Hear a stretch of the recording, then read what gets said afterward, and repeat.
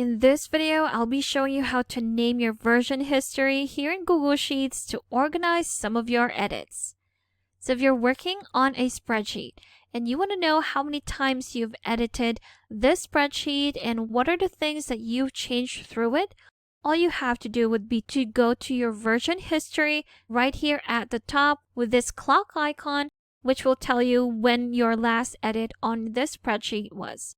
If you click on it, it will open your version history, and here we have it.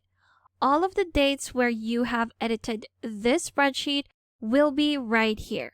Some of you would have more on these, especially if this is a spreadsheet that you've been working on for a long time. And again, you want to see the changes that you've done with this spreadsheet. You can definitely see these in your version history.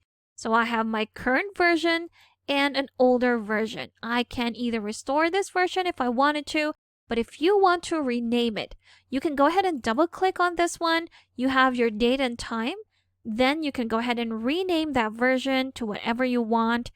And of course, this will just help you organize your edits. So go ahead and rename that to whatever you want it to be. For this one, let's say raw data. Press enter, and you've successfully renamed that version.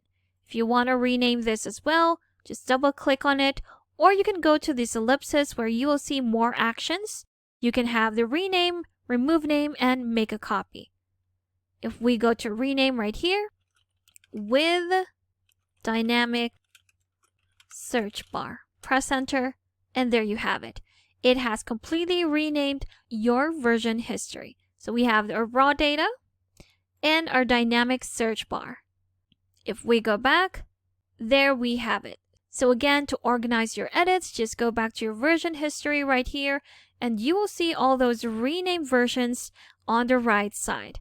So that's how you can name your version history in Google Sheets to organize your edits. So if you want to learn how to recreate this dynamic search bar using our VLOOKUP function, I'll be leaving a card at the top right corner for you to check out later.